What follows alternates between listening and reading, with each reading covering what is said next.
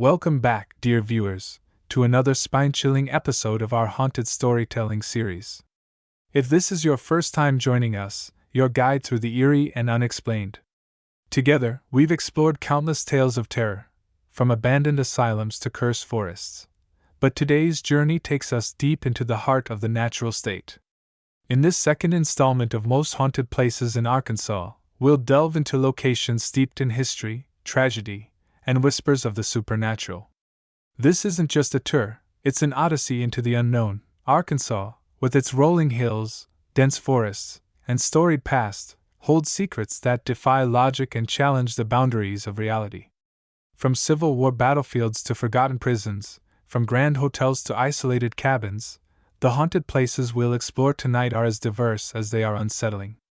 Each site carries its own ghostly inhabitants, its own chilling legends, and its own unique aura that will send shivers down your spine. Whether you're a seasoned horror enthusiast or someone simply curious about the darker side of the world, this episode promises something for everyone.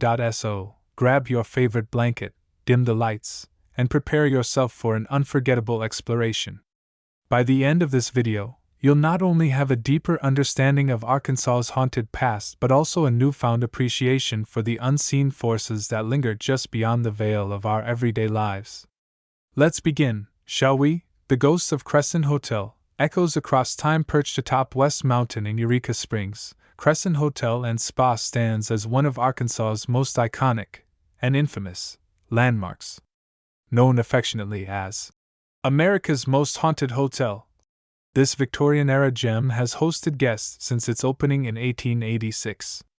Yet behind its grand facade and ornate interiors lies a tapestry of tragedy, deception, and spectral unrest.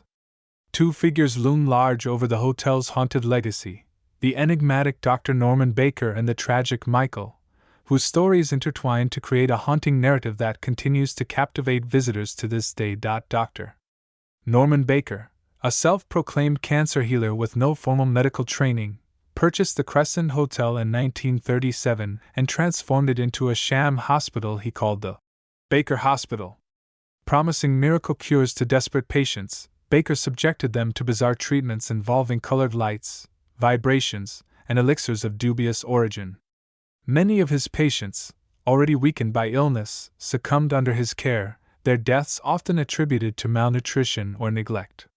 The truth about Baker's fraudulent practices eventually came to light, leading to his arrest and imprisonment in 1940. However, the damage had been done. Guests and staff at the Crescent Hotel have reported seeing apparitions of gaunt, bedridden patients wandering the halls, their hollow eyes filled with despair. Some claim to hear faint cries for help emanating from empty rooms, while others describe feeling an overwhelming sense of dread near the old hospital wing. It is said that Dr. Baker himself haunts the premises, his presence marked by sudden drops in temperature and the faint scent of antiseptic lingering in the air. Was his spirit bound to the hotel by guilt, or does he remain to torment those who dare to uncover his dark secrets? Equally haunting is the tale of Michael, a young worker who tragically lost his life during the hotel's construction in 1886. According to local legend, Michael fell to his death while attempting to install a chimney on the roof. His spirit is believed to roam the hotel, forever tied to the place where his life was cut short. Staff members frequently recount encounters with a playful yet mischievous entity who rearranges furniture, turns lights on and off, and even tugs at curtains when no one is looking. One particularly chilling account involves a housekeeper who swore she saw a young man in workman's clothes standing at the top of the staircase, smiling faintly before vanishing into thin air. Others report hearing the sound of footsteps echoing through the halls late at night, only to find no one there. Despite the unsettling nature of these phenomena, many view Michael's presence as more benevolent than malevolent, a reminder that not all ghosts are vengeful spirits seeking retribution. Together, the legends of Dr. Norman Baker and Michael paint a vivid portrait of the Crescent Hotel as a place where history and horror converge. Its opulent ballrooms and luxurious suites may exude elegance, but beneath its polished surface lies a labyrinth of sorrow and mystery. As we leave this haunted haven behind, the echoes of its past continue to reverberate, urging us to reflect on the fragility of life and the enduring power of memory. whispers beneath the waves. The haunting of Bull Shoals Lake. Nestled in the Ozark Mountains, Bull Shoals Lake is a serene expanse of water that draws anglers, boaters, and nature enthusiasts year-round. But beneath its tranquil surface lies a submerged world steeped in tragedy and spectral intrigue. Created in 1952 by the damming of the White River, the lake flooded several small towns and settlements, erasing them from the map but not from memory. Among the most haunted areas within its depths are the ruins of Old Forsyth and the eerie waters surrounding Horseshoe Bend Island, where tales of restless spirits and inexplicable phenomena abound. Old Forsyth, once the county seat of Taney County, Missouri, now lies entombed beneath the lake's shimmering waters. Before its inundation, the town was home to thriving businesses, churches, and homes, a community brimming with life. However, the decision to flood the valley displaced hundreds of families, leaving behind a legacy of heartbreak and unresolved grief. Local fishermen and divers have long whispered about strange occurrences near the submerged ruins. Some claim to see shadowy figures walking along the lakebed when visibility is exceptionally clear, their forms eerily human despite being cloaked in algae and silt. Others describe hearing faint church bells ringing underwater or the sound of children laughing in areas devoid of activity above the surface. One particularly harrowing account comes from a scuba diver who swore he felt a pair of icy hands grasp his ankles while exploring the ruins of Old Forsyth. When he turned to investigate, he found nothing but murky darkness surrounding him. Skeptics dismiss such reports as tricks of the mind or environmental factors, but believers insist that the spirits of those who refuse to leave their homes still linger, unable, or unwilling, to move on. Nearby, Horseshoe Bend Island emerges as another hotspot of paranormal activity. This small, wooded island sits in the middle of Bull Shoals Lake and is rumored to be the site of numerous drownings and accidents over the years. Visitors have reported strange sensations while approaching the island, including sudden drops in temperature and the feeling of being watched even when alone. Campers recount waking in the dead of night to find shadowy figures standing at the edge of their tents, only to vanish when approached. Others describe hearing disembodied voices calling out from the trees, their tones ranging from mournful to menacing. Perhaps the most chilling tale involves a group of teenagers who claim to have seen a pale, translucent figure rising from the water near the island's shore. The apparition, clad in tattered clothing, appeared to beckon them closer before sinking back into the depths without a trace. Some speculate that these manifestations belong to victims of drowning or boating accidents, their spirits trapped in the watery grave where they met their untimely ends. Together, the submerged ruins of Old Forsyth and the haunted waters around Horseshoe Bend Island encapsulate the haunting duality of Bull Shoals Lake, a place of breathtaking beauty and profound melancholy, where life and death dance in delicate balance. Each ripple, each shadow, and each chill in the air carries the weight of countless untold stories, inviting visitors to step into a realm where the past refuses to stay buried. As we leave this haunted haven behind, the whispers of its spectral inhabitants linger, urging us to tread lightly, for in Bull Shoals, not all legends are confined to dry land. Shadows in the Steel, the haunting legacy of Tucker Unit Prison in the small town of Jefferson County, Arkansas, stands the foreboding silhouette of Tucker Unit Prison, a maximum security facility that operated from 1916 until its closure in 2015. Once known as the Farm Prison, Tucker housed some of the state's most dangerous criminals and became infamous for its brutal conditions and violent history. Today, the prison lies abandoned, its decaying walls and rusted bars serving as a grim reminder of the suffering endured within. Two locations within its confines, the death row wing and the infirmary hallway, stand out as epicenters of haunting activity, where the echoes of despair and vengeance refuse to fade. The death row wing, a stark, windowless corridor lined with solitary cells, was home to inmates awaiting execution. Over the decades, dozens of men were sent to their deaths here, many protesting their innocence until their final moments. It is said that the oppressive energy of this space lingers long after the last prisoner was led away. Guards and maintenance workers tasked with cleaning the area after its closure have reported hearing faint cries and pleas for mercy emanating from empty cells, despite the building being devoid of living occupants. Some describe seeing shadowy figures pacing back and forth in the hallways, their movements slow and deliberate, as though reliving the agonizing wait for their fate.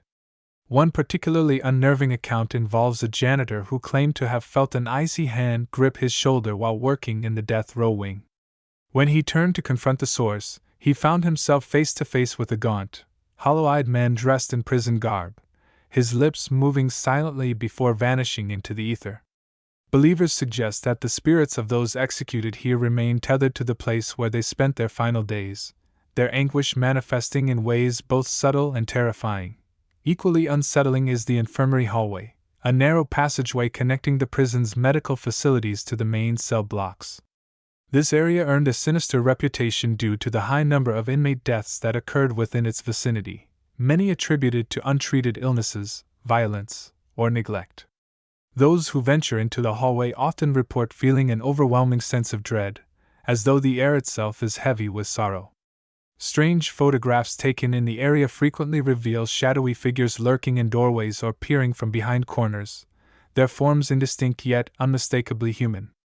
Others describe hearing disembodied voices whispering fragmented phrases such as, "Help me," or "Get out," their tones ranging from pleading to hostile. One of the most harrowing tales involves a group of urban explorers who spent the night documenting the abandoned prison. They reported waking to find their equipment scattered and their cameras inexplicably turned off, while one member swore he saw a blood-soaked figure staring at him from the end of the hallway before vanishing without a trace. Skeptics argue that such experiences can be attributed to psychological suggestion or environmental factors, but those who have witnessed these phenomena firsthand insist that something otherworldly resides within the infirmary hallway, a lingering testament to the horrors endured by those who pass through it. Together, the death row wing and the infirmary hallway underscore the haunting legacy of Tucker Unit Prison. A place where justice and cruelty collided, where dreams were extinguished and tragedies unfolded behind locked doors. Their stories serve as poignant reminders of the human cost of incarceration and the enduring scars left by systemic neglect and abuse. As we leave this desolate sanctuary behind, the echoes of its fallen inmates linger, urging us to confront the consequences of our actions and the unseen forces that bind us to the places we call our final home. The mysteries of Bell Witch Cave deep within the rolling hills of Robertson County, Tennessee, just across the border from Arkansas, lies Bell Witch Cave, a site steeped in one of America's most enduring ghost stories. While technically located outside Arkansas, its proximity and cultural significance make it a cornerstone of regional folklore, drawing visitors from across the country. The legend of the Bell Witch, a malevolent spirit said to have tormented the Bell family in the early 19th century, has become a cornerstone of Southern paranormal lore. Two key locations associated with the haunting, the Bell family farmhouse and the Witch's Spring, serve as epicenters of spectral activity, where the boundary between the natural and supernatural feels perilously thin. The Bell family farmhouse, originally built in the early 1800s, was the epicenter of the witch's wrath. According to legend, the spirit began its campaign of terror against John Bell and his family in 1817, subjecting them to nightly assaults of scratching, pinching, and hair-pulling. The entity, which communicated through eerie disembodied voices, claimed to be the vengeful spirit of Kate Batts, a local woman who had allegedly been wronged by John Bell in a land dispute. Over the years, the haunting escalated, culminating in the mysterious death of John Bell in 1820, purportedly caused by poison administered by the witch herself. Today, visitors to the reconstructed farmhouse report strange phenomena reminiscent of the original accounts. Some describe hearing faint whispers emanating from empty rooms, while others feel an inexplicable pressure on their chests, as though an unseen force is attempting to suffocate them. One particularly chilling account involves a tourist who claimed to have felt icy fingers clawing at her neck while standing near the fireplace, only to turn and find herself utterly alone. Others report seeing shadowy figures darting through the windows or standing motionless in doorways before vanishing into thin air. These encounters have led many to believe that the Bell Witch remains tethered to the property, her anger and vengeance undiminished by time. Nearby, the Witch's Spring, a secluded water source tucked away in the woods, adds another layer of mystery to the tale. Local legend claims that the spring served as a conduit for the witch's power, allowing her to manifest physically and wreak havoc on the Bell family. Visitors to the site often report feeling an overwhelming sense of unease, as though the very earth beneath their feet is saturated with malevolent energy. Some describe hearing faint laughter echoing through the trees, its tone shifting from playful to mocking in an instant. Others recount seeing ripples form on the surface of the spring without any apparent cause, as though something unseen is disturbing the water. One harrowing account involves a group of campers who claim to have seen a pale, translucent figure emerging from the spring, its hollow eyes fixed on them before it dissolved into the mist. Paranormal investigators suggest that the spring may act as a focal point for residual energy, amplifying the presence of the Bell Witch and drawing her closer to those who dare to approach. Together, the Bell family farmhouse and the Witch's Spring encapsulate the haunting essence of Bell Witch Cave, a place where fear and fascination collide, where history and horror blur into one. Each shadow, each sound, and each chill in the air carries the weight of lives upended and questions left unanswered. As we leave this haunted haven behind, the whispers of its spectral inhabitant linger, urging us to tread lightly, for in the realm of the Bell Witch, not all legends are merely stories, threads of the unseen, connecting Arkansas's haunted tapestry. As we weave together the spectral narratives of Arkansas's most haunted places, a profound pattern emerges. One that transcends individual locations to reveal a shared tapestry of human experience. From the submerged ruins of Old Forsyth beneath Bull Shoals Lake to the oppressive corridors of Tucker Unit Prison, from the storied halls of Crescent Hotel to the eerie silence of Bell Witch Cave, these sites are not merely repositories of the dead. They are mirrors reflecting the collective emotions, struggles, and aspirations of the living. Each haunted locale, though unique in its history and geography, resonates with universal themes of love, loss, and the unrelenting passage of time, binding them together in a symphony of shadows that speaks to the very core of what it means to be human. Consider the parallels between the tragic figure of Michael at Crescent Hotel and the unidentified spirits of Old Forsyth. Both represent lives extinguished far too soon, their premature deaths leaving behind a void that defies closure. Michael's playful yet mischievous presence continues to draw curiosity and wonder, as if attempting to fill the silence left by his accidental demise. Similarly, the spectral figures of Old Forsyth wander eternally beneath the lake's surface, their restless forms embodying the community's unresolved grief over the flooding of their homes. These stories remind us that death is not an end but a transition, one that leaves ripples in the lives of those left behind, shaping how we remember and honor the departed. The haunting tales of Tucker Unit Prison further underscore the universality of these themes. The anguished cries of death row inmates, and the spectral figures haunting the infirmary hallway evoke the timeless tension between justice and cruelty. Their stories highlight the fragility of humanity and the ways in which systemic neglect and abuse can haunt individuals long after their physical demise. Likewise, the malevolent whispers of the Bell Witch Cave reflect humanity's enduring fascination with vengeance and accountability. Whether it's the vengeful spirit of Kate Batts tormenting the Bell family or the shadowy entities lurking in the prison's corridors, these apparitions embody the consequences of actions taken, or not taken, in life, suggesting that accountability extends beyond the grave. Even the architectural elements of these haunted places contribute to their interconnectedness. The weathered stones of Crescent Hotel mirror the crumbling walls of Tucker Unit Prison, while the submerged ruins of Old Forsyth echo the isolation of Bell Witch Cave. These structures serve as visual metaphors for the permanence of memory and the impermanence of life itself. They remind us that every grave, every shadow, and every whispered echo carries the weight of lives cut tragically short, urging visitors to consider how their own lives might be remembered, or forgotten, when they are gone. What ties these haunted sites together most profoundly is their ability to transform personal tragedies into universal truths.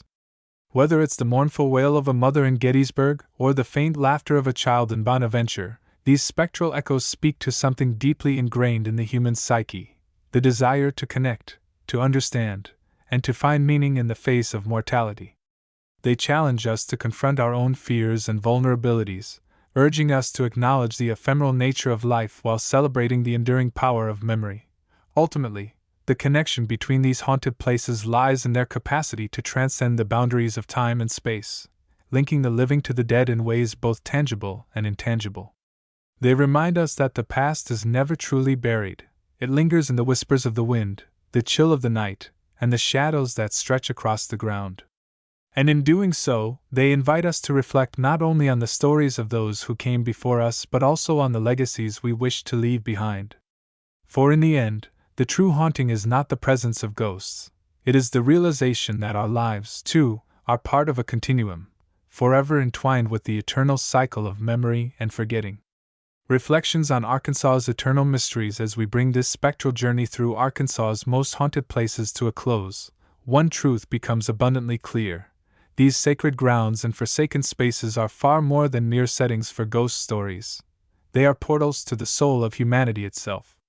From the submerged ruins of Old Forsyth beneath Bull Shoals Lake to the oppressive corridors of Tucker Unit Prison, from the Gothic elegance of Crescent Hotel to the eerie isolation of Bell Witch Cave, each site we've explored serves as a testament to the enduring power of memory, the weight of unresolved grief, and the universal quest for meaning in the face of mortality. These haunting tales are not isolated curiosities but threads in the intricate tapestry of human existence, weaving together themes of love, loss, and legacy that transcend time and place. What makes these locations truly significant is their ability to blur the boundaries between the living and the dead, the past and the present. They remind us that death is not an end but a continuation, a lingering presence that shapes how we navigate the world and understand our place within it. Whether it's the ghostly laughter of Michael at Crescent Hotel or the anguished cries of inmates in Tucker Unit Prison, these stories compel us to confront uncomfortable truths about our own mortality and the legacies we leave behind.